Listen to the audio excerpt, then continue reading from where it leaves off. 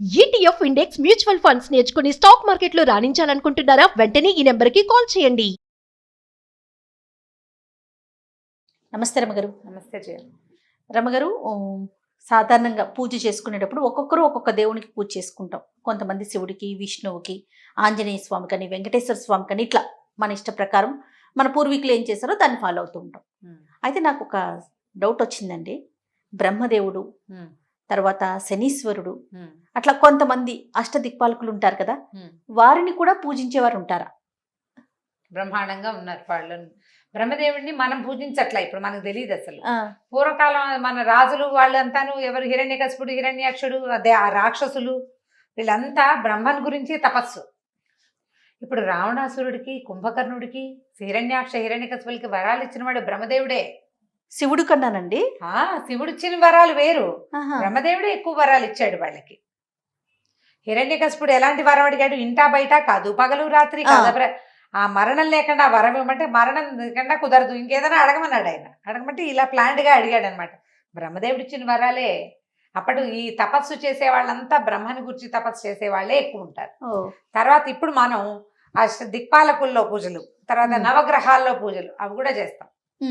శనీశ్వరుడికి మనం పూజ అంటే రోజు నిత్య పూజలు అవి చెయ్యం. మనకి ఏదైనా సమస్య ఉందనుకో శనిని ప్రార్థించడం కాదు రమ్మగారు. ఏదైనా దోషం ఉన్నప్పుడు మాత్రమే మనం నవగ్రహాల చుట్టూ పూజలు చేయటం, అందులో ప్రత్యేకించి ఎవరికి అని చెప్తే వారికి ప్రత్యేకించి మనం పూజలు చేస్తాం. ఇప్పుడు ఇది కూడా పాయింట్ మనకు తెలిసిందే కదా. ఇందులో ఒక విచిత్రమైన పాయింట్ ఉంది. ఇప్పుడు యమధర్మరాజు దిక్పాలకుల్లో ఒకడు, మనకు తెలుసు, నరకాధిపతి. అవును, మనని చంపి పట్టుకెళ్ళేవాడు, శిక్షలు వేసేవాడు, మళ్ళీ పుట్టడానికి వదిలేవాడు కదా. యమధర్మరాజు దగ్గర ఒక ఆయన లెక్కలు రాస్తాడు, చిత్రగుప్తుడు. మన సినిమాల్లో ఆయన ఒక హాస్యగాడుగా, ఒక చిన్న తేలికపాటి క్యారెక్టర్ గా చూపిస్తారు.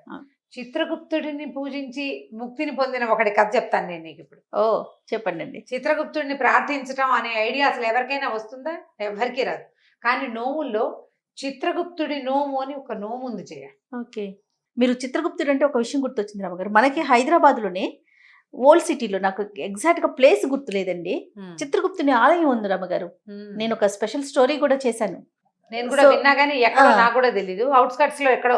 అవునండి, చార్మినార్ వైపే. చాలా రోజులు అవుతుంది. అయితే ఇప్పుడు చిత్రగుప్తుడి గుడి ఉంది. చిత్రగుప్తుడి నోములు కూడా ఉంది. ఒక నోము ఉంది, చిత్రగుప్తుడి నోము చేస్తారు. చిత్రగుప్తుడి నోము అప్పుడు ఒక బంగారు రేకును బంగారు గంటంతో రాసి ఒడ్లు రాసిపోసి అన్నయ్యకి ఇవ్వాలట. ఆ నోము తీర్చే విధానం అన్నదమ్ముడికి తీర్చుకుంటారు. ఇవన్నీ ఒక వ్యవహారం. చిత్రగుప్తుడిని ప్రార్థించి ముక్తి పొందిన వాడి కథ ఒకటి చెప్తాం. పూర్వం ఇది ఎందులో కథ, మన కథా సరిత్సాగరంలో కథ.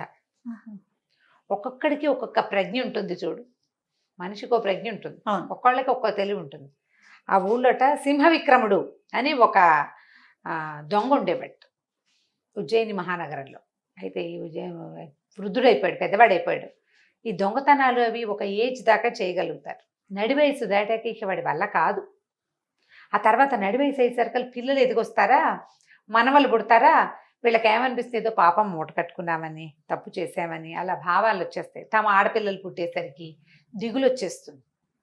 పిల్లల్ని ఆపలేకపోతారు, కానీ ఈ పాపం నుంచి బయటపడడం ఎలాగరా అని ఆలోచిస్తారు. మనకి హిందీ సినిమాల్లో పాత దొంగలు, బందిపోట్లంతా ముసలి వాళ్ళు అయ్యాక చాలా బుద్ధిమంతులుగా అయిపోయినట్టు చూపిస్తుంటారు. అయితే ఈ సింహ విక్రముడికి కూడా బుద్ధి వచ్చింది. అయితే ఏమనుకున్నాడంటే, ఈ పాపం అంతా ఎలా పోగొట్టుకోవాలి అని ఆలోచించి, బ్రహ్మదేవుడా, మహేశ్వరుడా, విష్ణుమూర్తి, వీళ్ళని అందరూ ఆలోచించి చిత్రగుప్తుడిని దండం పెట్టుకుందాం అనుకున్నాడు. చిత్రగుప్తుడి కోసమే నోము వ్రతం. ఎందుకు? ఇప్పుడు చూడు, మొత్తం ఒక పెద్ద ఆఫీసులో మనం ఒక ఫ్రాడ్ చేసాం. అకౌంటెంట్ మనవాడు అయ్యాడు అనుకో, ఫ్రాడ్ నుంచి తప్పించుకోవచ్చు.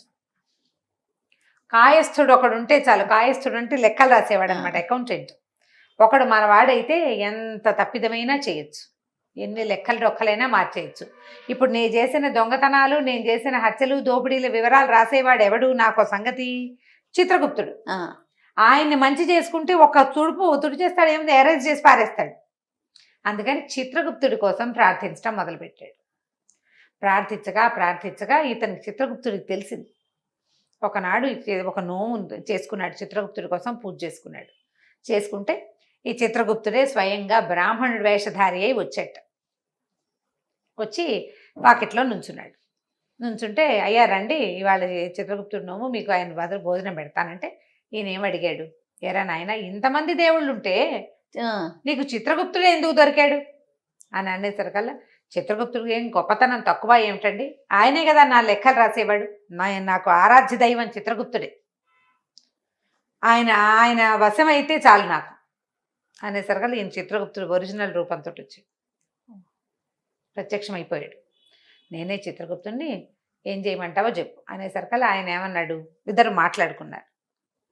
నీకేం కావాలంటే నేను చేసిన పాపాలన్నీ నువ్వు తొలగించాలి, అలా అయితే సరే చిత్రగుప్తుడి అనుగ్రహం నీకు లభిస్తుంది, భార్యను నాకు ఇవ్వు అన్నాడు. అనేసరికల్లా ఒప్పుకున్నాడు సింహవిక్రముడు. నా ఇష్టదేవతని పొందటానికి, ఇష్టదేవత యొక్క అనుగ్రహాన్ని పొందడానికి నా భార్యను నీకు దానం చేస్తున్నానని భార్యను తెచ్చి ఆయన చేతిలో పెట్టాడు. చిత్రగుప్తుడు సంతోషించాడు, చాలా మంచివాడి, చాలా గొప్పవాడి, పోయి నాకు భక్తులు ఉండటం ప్రపంచంలో లేదు అసలు, అయినా సరే నువ్వు నన్ను వేడుగవు కాబట్టి ఒక పని చేద్దాం.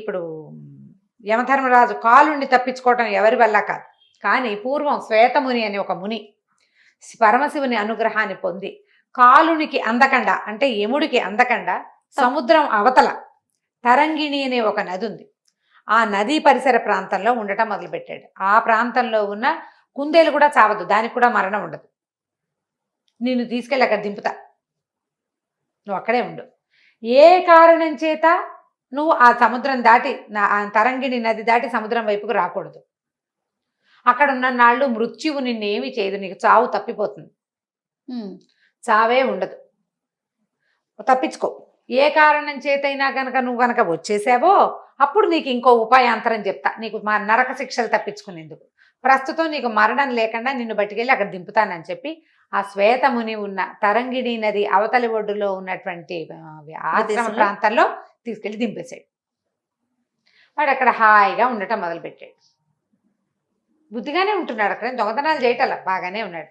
చాలా కాలం గడిచిపోతే కాలుడు వెతుక్కుంటున్నాడు, వీళ్ళు సమయం అవ్వగానే వీడి టైం అయిపోయిందని వచ్చేస్తుంటాయి కాగితాలు, ఈ కాగితంలో ఉండవలసిన సింహవిక్రముడు ఉజ్జయినిలో ఉండాలి, వాడు అక్కడ లేడు, ఎక్కడో చోట చచ్చిపోయి వాడు ఆ పేరుతో రావాలి, రాడు, వాడు ఎక్కడున్నాడు అని వెతకడం మొదలుపెట్టాడు. ఆయన వెతికి మొత్తం భూమి అంతా వెతికాక సముద్రానికి అవతల ఉన్న తరంగిణి నది ఒడ్డున ఉన్నాడు అని తెలుసుకున్నాడు.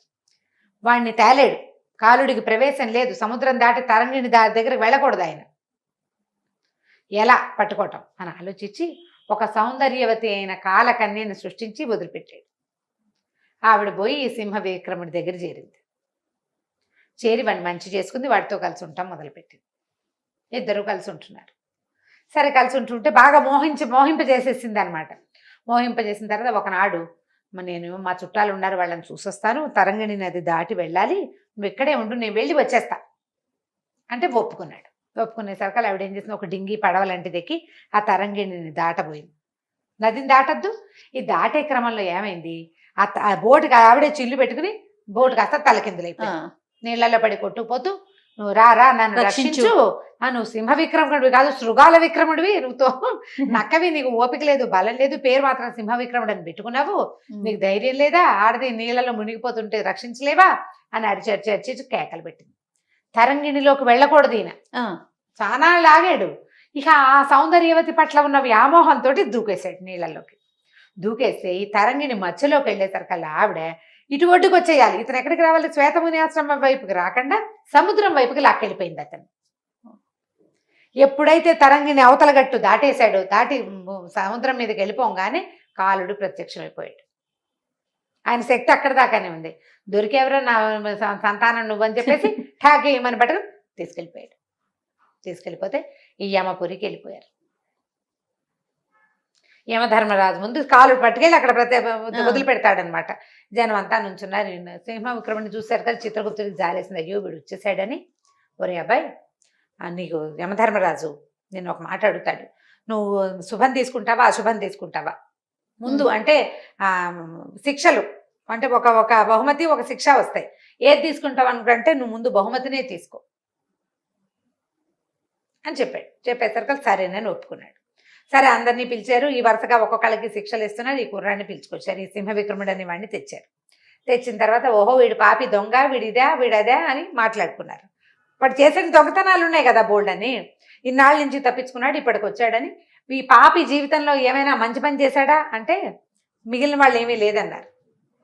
లేదంటే చిత్రగుప్తుడు అన్నాడు, కాదండి, వీడికి ఒక మంచిది ఉంది, వీడి దగ్గర ఒక మంచి పాయింట్.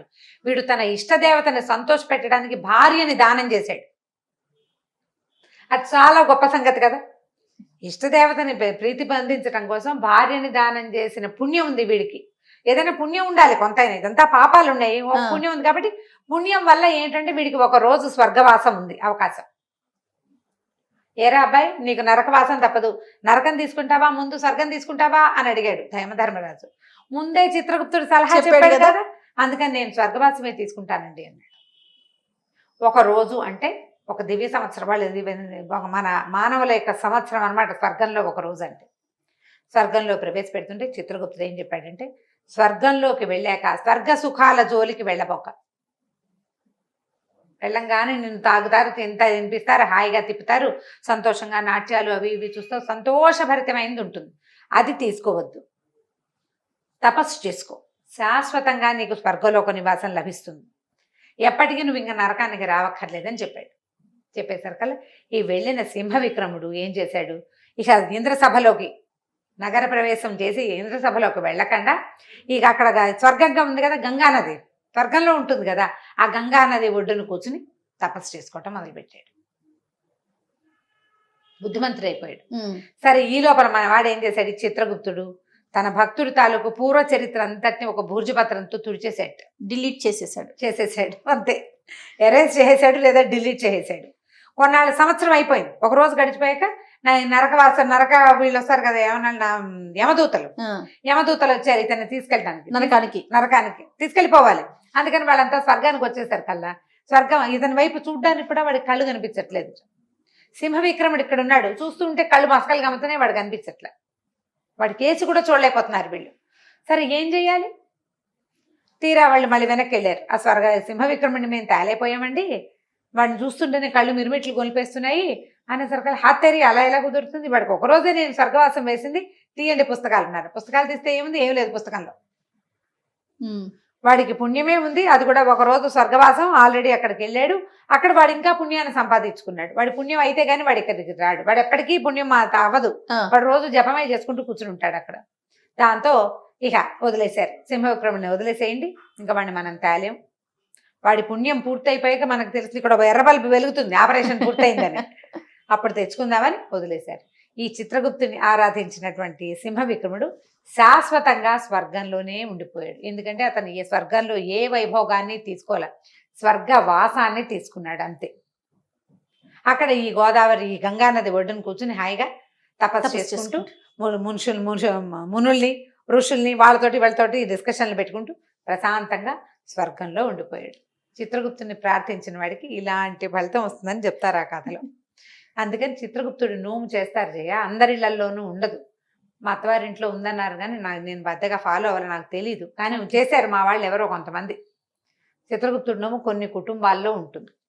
ఏదన్నా ప్రత్యేకమైన రోజు చేస్తారండి, ఎట్లా బాగా తెలియదు, దాని అంత వివరాలు తెలీదు, కానీ నాకు తెలిసింది ఏంటంటే ఆ చిత్రగుప్తుడు నోము నోచుకున్న వాళ్ళు ఒక సంవత్సరం తర్వాత ఎప్పుడో వాయనం అది ఎట్లా ఇస్తారంటే వడ్లు పోసి దాని మీద అన్నయ్యని కూర్చోబెట్టి అన్నదమ్ముడికి ఇవ్వాలనుకుంటారు. అన్నదమ్ముడికే ఆ వాయనం ఇవ్వాలన్నమాట, బంగారంతో ఘంటము ఆకు చేయిచ్చిస్తారనమాట, వడ్లు పోసి వడ్ల మీద కూర్చోబెడతారు. ఇది నాకు తెలుసు స్పష్టంగా, ఏ రోజుల్లో చేస్తారు ఆ వివరం తెలీదు. రథసప్తమి నాడు అక్షంతలు వేసుకుని మరుసటి రథసప్తమి లోపల అన్నయ్య నక్షత్రానికి సరిపడా ముహూర్తం పెట్టడం ఏదో ఉన్నది సిద్ధాంతం, దాని మీద వివరం తెలీదు. కానీ చిత్రగుప్తుడి నోము ఉంది భారతదేశంలో, ఇంకా అక్కడక్కడ చిత్రగుప్తుడి దేవాలయాలు కూడా ఉన్నాయంటారు 1-2 చోట్ల. అవునండి, కుదిరితే చూడడం అవకాశం ఉంటాయి. కథ విన్నారు కాబట్టి కొంచెం సరదాగా ఉంది కదా, చాలా బాగుందండి. చిత్రగుప్తుని తలుచుకుని దండం పెట్టుకున్నా కూడా మంచిది. అంతే. నమస్తే. నమస్తే.